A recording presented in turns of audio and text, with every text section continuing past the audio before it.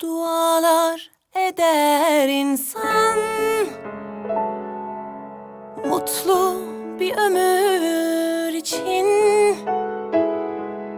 Sen varsan her yer huzur, huzurla yanar içim.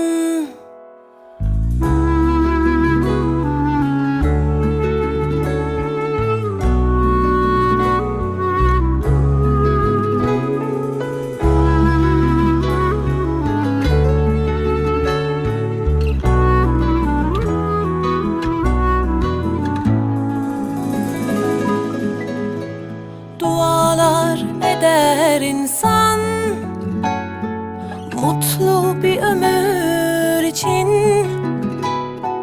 Sen varsan her yer huzur, huzurla yanar içim.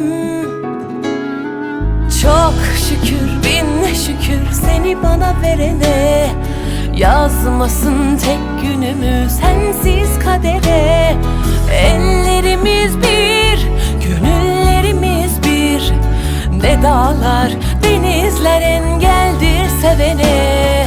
Bu şarkı kalbimin tek sahibine.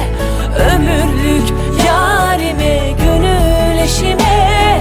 Bahar sensin bana, gülüşün cennet.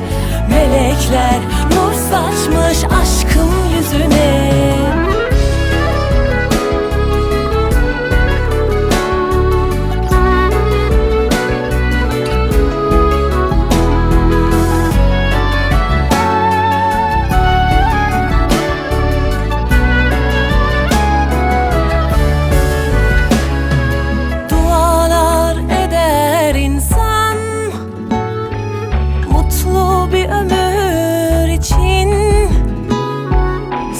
Varsan her yer huzur, huzurla yanar içim.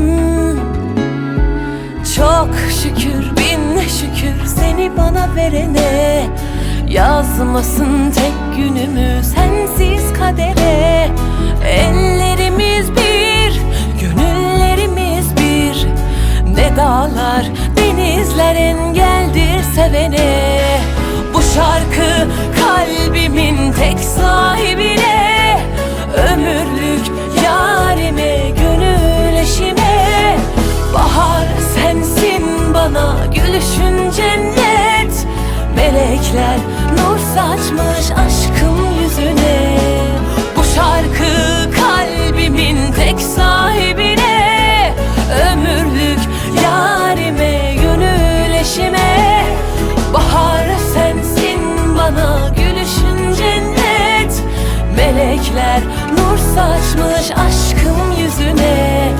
Melekler nur saçmış aşkım yüzüne.